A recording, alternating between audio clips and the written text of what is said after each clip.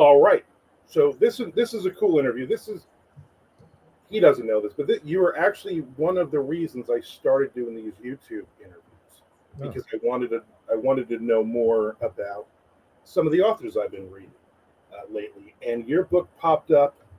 I don't even know who recommended it, or maybe it popped up on Facebook or whatever. And I was like, you know what? I love a good crime thriller. I grew up in New Jersey.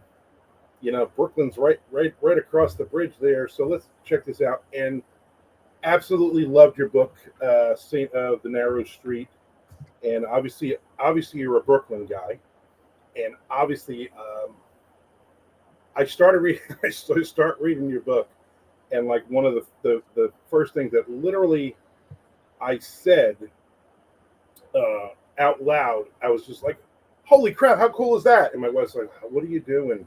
And I'm like, "This dude just talked about the first White Lion album," and she's like, "Okay," and I'm like, "No, not the garbage you remember MTV stuff, like Fight to Survive." Probably one of my favorite albums of all time from back in the day. And I saw them at Lemoore like 2 or 3 times. oh So man. anyway, I've talked enough. William Boyle, welcome to the show. Oh man, thanks for having me. It's great to hear that, and I appreciate the good words, and I'm glad I'm glad to know somebody out there appreciates that stuff.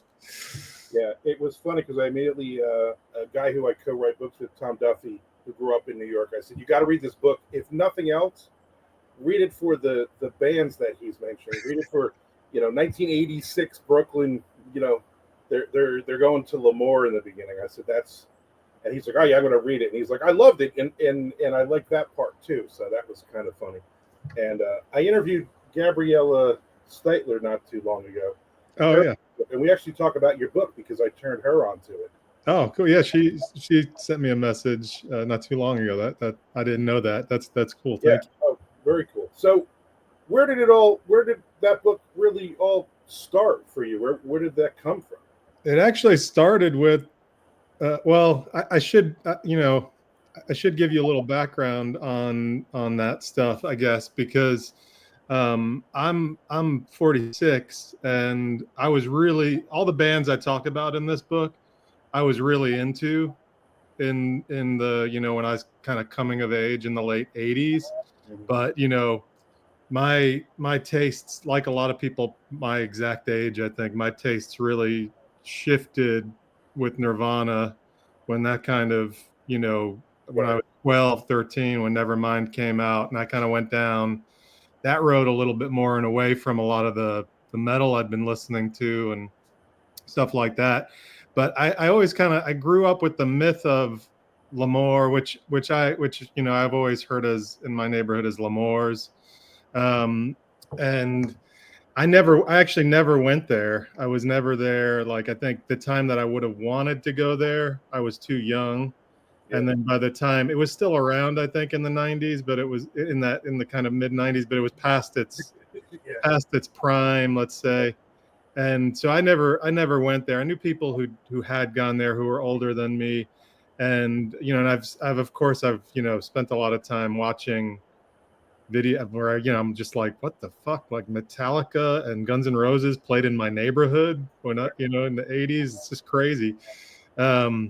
So the book actually started with that place. I for a while I wanted to center a book, or had this idea of centering a book about around that place, around a couple of metalheads in my neighborhood. And the book wound up not really being that at all. Lemoore is not even in the book.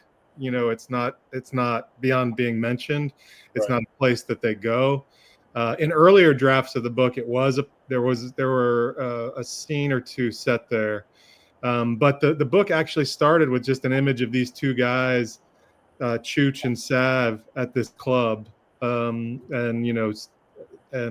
kind of took off from there. And then it went in a bunch of different directions, and it wound up becoming more about the sisters, Julia and Rissa, than it was even about Chooch and Sav, even though they're both major figures in the book.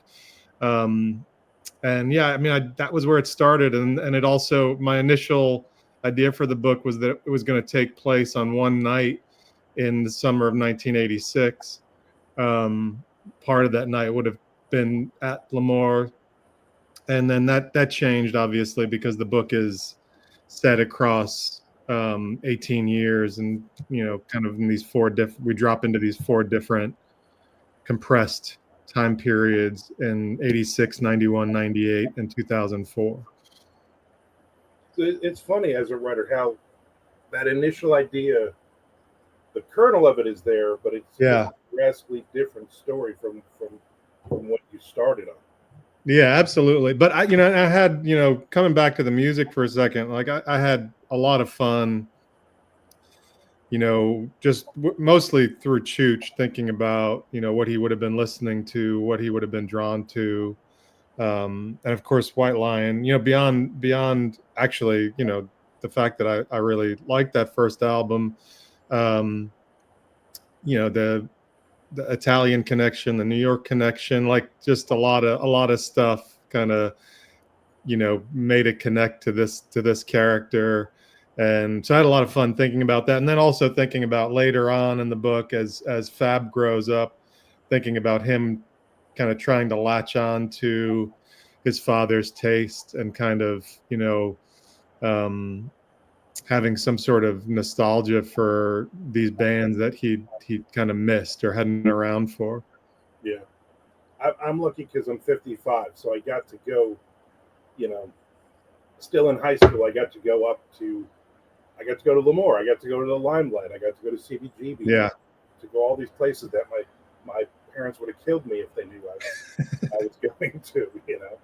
And so that's fun. Like I've seen a couple other stories where those bands, the '80s bands are mentioned. It's Motley Crue, it's Poison, it's the typical bands, and even like when my eye hits on White Lion, I'm thinking, oh great, we got Yeah.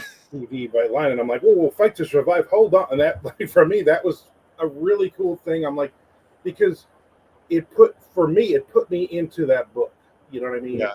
And I think what's great about it is the characters are so well defined, and as you're going through, as a reader, I'm like, this guy lived this. Like this, these are people he knows. This is like autobiographical writing. So how much of that neighborhood, those people, that story, I mean, how much of that is just real life that you fictionalized? Well, first again, thanks. I appreciate that about the White Lion thing, because when those choices are really important to me, and I mean I've had like other writers and teachers I think along the way kind of try to beat that sort of stuff out of me, like getting super specific about what characters are listening to and reading and watching. But it's so important to me. It's not just about like flashing my taste, and sometimes it's not my taste at all with characters. It's just about them. It's about who they are and their identity.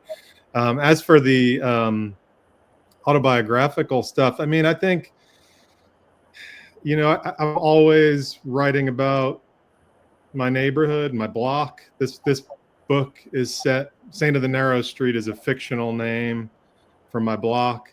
In other books, I've referred to it by its real name. I just kind of wanted to switch that up a little bit. So I'm always drawing from people I've known, memories of the place, especially, going back to the 80s and 90s, just kind of the way I see the place in my mind. There are occasionally, I'd say there are characters who are maybe modeled a little bit here and there on people I've known, but mostly they're just kind of they're fictional creations who where I'm taking elements from some folks I've known. I mean, my mother shows up in a lot of different ways and a lot of different characters. I think there are some elements of my mother and the character of Rissa in this book. I show up. I mean, of course, I mean, it's probably true for any writer. I think I'm in a lot of my characters.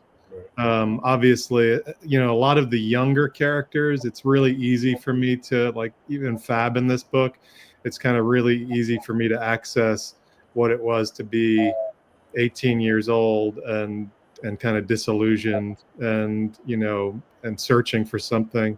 But probably in this book, the most, I don't think it's the most autobiographical thing I've ever written, but there's a lot of me in the Chooch character, I think, in that, like, I kind of pictured him as a different version of myself if I'd never left the neighborhood, if I'd gotten trapped, if I'd stayed at home living with my mom, if I'd worked in the neighborhood. I left when I was 18. I went to college.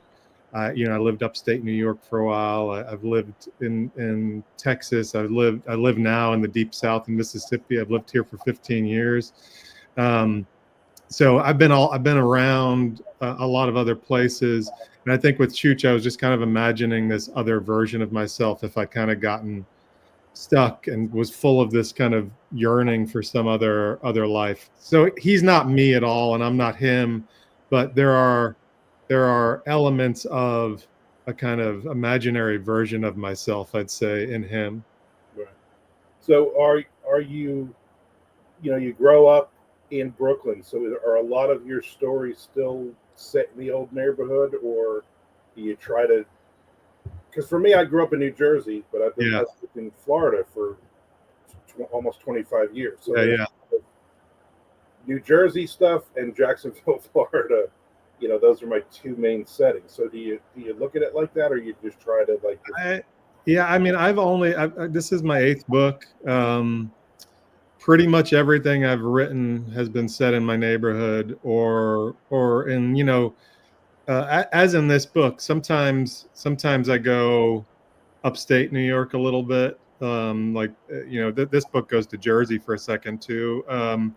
But there's a section of this book set in the Hudson Valley in Rosendale and New Paltz, where I lived for the better part of a decade. In other books, I've gone into Manhattan a little bit, the city, as I call it, and the Bronx. My wife's family is from the Bronx, so I've kind of done some time in my fiction in the Throgs Neck area, the Bronx, where her dad owned a bar for a long time. But that's pretty much it. I mean, I've not really, except for maybe a couple of short stories, not really ventured outside of this place that I know, and I don't know that I will. I live in Oxford, Mississippi. I was drawn down here because Larry Brown, the great Larry Brown, is one of my favorite writers of all time. I wanted to write about my Brooklyn the way he wrote about his northern Mississippi, and so maybe there's a little bit of like, how could I ever write about Mississippi? How could I ever write about Oxford, where Larry Brown and William Faulkner are from?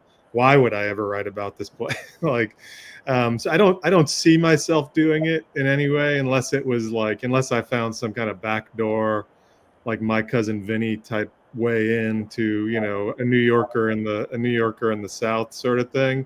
Yeah. That could be fun, but I don't have any plans to do it, because when I sit down to write, I immediately go to my neighborhood. I more specifically go to my block. I'm kind of always imagining the same places and always revisiting the same places, which is also why I largely, especially in the last handful of books, have stuck with setting them in the 80s and 90s and early 2000s. Like Michael Wiley, he grew up in Chicago, and so for all of his books are set in Chicago, and he's been down here in Florida for 20-something years. Yeah. And then he finally started writing. He finally felt he knew the city enough to write books set here. Yeah. And it's another character. Yeah. I'll go on vacation to certain places, and I might. My wife, we love going to Biloxi. My wife loves to gamble. Yeah. I've been there 2 or 3 times a year for the last 10 years. But I don't really know the city well enough. She's always like, "Why don't you write about Biloxi?" I said, "Well, I've written a couple of short stories in a casino." Yeah. I don't know Biloxi. Yeah, it's hard. Yeah, it's. I mean, it's all about authority over a place, and I mean that's how I feel too. Like, I mean, what could I, unless I had characters who were outsiders in the place, I certainly it's a dangerous situation to be in, to be trying to say something about the place or something. But I mean, maybe, I always kind of imagine, like, obviously, like, leaving New York was when I started to write successfully about New York. So maybe the same thing will happen. Maybe I'll move back to New York in a few years and I'll be able to write about Mississippi after having lived here for so long, but I don't know. I don't anticipate it right now. And I've got enough stories. I mean, I could write stories set on my block in the 1980s and 1990s for the rest of my life and never run out of material and be totally happy. I don't know if people would want to read them, but I could do it. Now, for you, for writing a book, is it just that story, or do you look at, like, this could be a series, like a TV series or something, or a book series? You mean? Yeah. Sorry. Yeah. I'm very rarely thinking in terms of like a series. I don't tend to love series as a reader. I mean, even the ones I have loved, I kind of get not bored by, but I kind of run out of steam with at some point. Like, I love James Lee Burke. I love the Dave Robichaud books. I've read a lot of them, but then I'll take like long breaks from them and long time away from them. And I've largely felt that way about series. And I'm not talking about, like, I love Sarah Grand's Claire DeWitt books, but that's only, whatever, 3 books, 4 books. I'm talking more about those big series that go on and on and on. I don't really think that way, but I am always thinking about kind of the universe of the stories, and the character, some minor character in this book might be somebody that I want to build a book around at some point. I did that with my first book, Gravesend. There was a minor character named Amy Falconetti, and she wound up being the main character of the next novel I wrote, The Lonely Witness. And I like that. I like just being able to kind of refer to kind of the mythology, and that comes back a lot of times to the same bars, some of them real, some of them fictional, show up in the books. And The Wrong Number, which is in this book, was a real bar. My version of it is very fictional. That shows up in a lot of my books as kind of this anchor. So yeah, I don't know. I mean, I've thought about returning to these characters, but I don't think in any way that would like be a series or anything. Right. So it's more of, in your mind, you're writing them set in the same world, but they might not necessarily run into each other at the bodega on the corner. Yeah. In fact, this one I had done that a lot in my other books, and in this one I kind of had to reboot that, because that's why I changed the name of the block. Saint of the Narrow Street, as I said, is a fictional name for the block. The name of the school in this book, which the real name of the school is St. Mary's, and I've used it in my other books. In this, I change it to the church, Our Lady of Perpetual Surrender. I did that with other things in this book too. I needed to reboot kind of the mythology of the neighborhood, because it was starting to get cluttered in my mind. I was trying to account for, like, oh, well, if these people live on this block, then these people also live on this block, and they might run into these. So I kind of rebooted everything in this book, except for The Wrong Number, which still shows up as it is. Now, going forward, do you obviously you're still writing in this neighborhood? Do you look and you go, okay, I have kind of 2 different streets here, the real and narrow street. So do you look and go, okay, which place can I put these next characters, or you just write the book and you'll just worry about it later? Yeah, well, I've finished my next book, and it's set in this, like, it's set in 1991, a few months after the second part of this book, and so it does kind of acknowledge the world of this book, and the characters live around the corner from Saint of the Narrow Street. I'm abiding by kind of the mythology of this book for the next one. We'll see going forth. I might do that for one more book, and then I'll have to do a reboot again or something, and just kind of Right. come up with some new names and change things up a little bit, so I don't, have to account for all of the mythology all of the time. Yeah. Yeah. Yeah, because especially if you have those big bullet point events happening, Yeah, and then you have to go, oh no, oh they blew that building up in yeah, exactly. whatever, and it's just like you really can't keep a timeline of that. It's not fun as a writer to. No, exactly. I mean, it's one thing with like world events, like the Challenger explosion and 9/11, like are the in particular kind of two markers for me in this period, and that's one thing. But to kind of keep track of, oh, do these characters all know each other because they all live in the same neighborhood? That's kind of crazy, and it gets stupid if you try to go too far with it. So, it's a nice thing about fiction. You can do it whatever you want, really. Yeah. Well, again, loved your book. I am definitely going to dive back into everything else you've put out. Oh, thanks, man. Well, looking forward to the next one.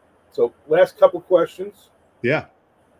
So, what are 2 or 3 thriller authors that inspired you to begin with doing this? Oh man. Thrillers, I guess thriller is kind of a tricky term. I don't know that I would call myself a thriller writer, but I love a lot of thrillers, and I don't know, like, I don't, when I sit down with a book, I guess I'm not thinking very often in terms of labels beyond, like, I mean, I crime fiction, obviously, I use that term for a lot of the stuff I love. I don't know if some of the people that I would think of might actually classify either, but that generation of David Goodis, Chester Himes, Jim Thompson, Patricia Highsmith. Those are kind of a lot of my biggest influences, and I think maybe you could kind of classify them, or at least some of their books, as thriller-ish. Megan Abbott, I think, contemporary writers, I think Megan often gets thought of as a writer of thrillers, and I love her book. She's one of my heroes. But yeah, I mean, it's a tricky term for me, I guess, because I sometimes feel like, when you tell someone it's a thriller, they have certain expectations, and like my books are crime novels. They're kind of crime dramas, and they're kind of character driven, place driven crime dramas. So I think people going in expecting like thriller type beats might be disappointed, and I'm not really, as much as I like thrillers, like, I'm not going to books for those sorts of beats, if that makes sense. So sorry, that was a rambling answer. No, it definitely makes sense. And I purposely say thriller when we do this because it's your own, your own personal. I don't read a lot of stuff that's considered thriller, but I love crime fiction, and you can call it crime fiction, you can call it crime thrillers. If it's noir, I love southern noir. Yeah, those I basically throw out there. So now give us 2 or 3 authors thriller authors, whatever that means to you, that people should be reading more of. Oh man, well, more of. Let's see. Again, a tricky term. Like, I think, like, I would never probably call Willie. I don't know if you've read Willie Vlotton. He's my favorite writer, favorite contemporary writer. I don't think anybody would probably classify Willie as a thriller writer, but it's interesting because not his most recent novel, but his second to most recent novel, The Night Always Comes, just got made into a film called Night Always Comes. They dropped the and watched last night. Oh yeah, and it's kind of like the movie's kind of presented as a thriller. Yeah, and the book, noir. It's a noir thriller.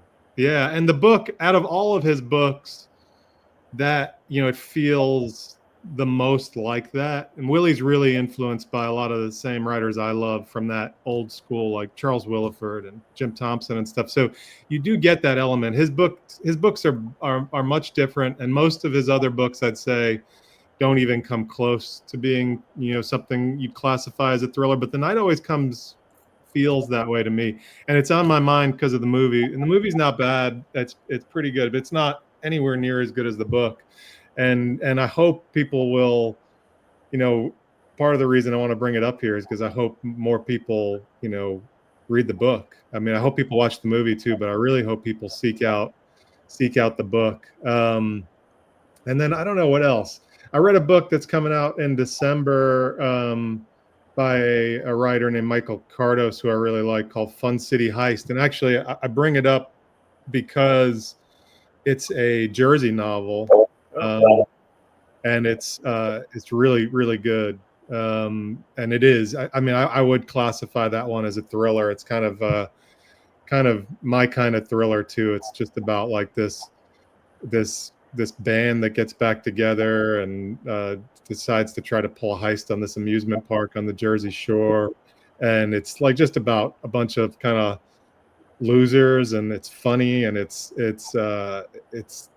actually hits some of those kind of thrillery type beats in a really satisfying way. So I definitely hope people will be on the lookout for that one. And then I can name a bunch of other writers, but I think they're probably like Jordan Harper's and Sean Cosby's of the world. Everybody's reading them already.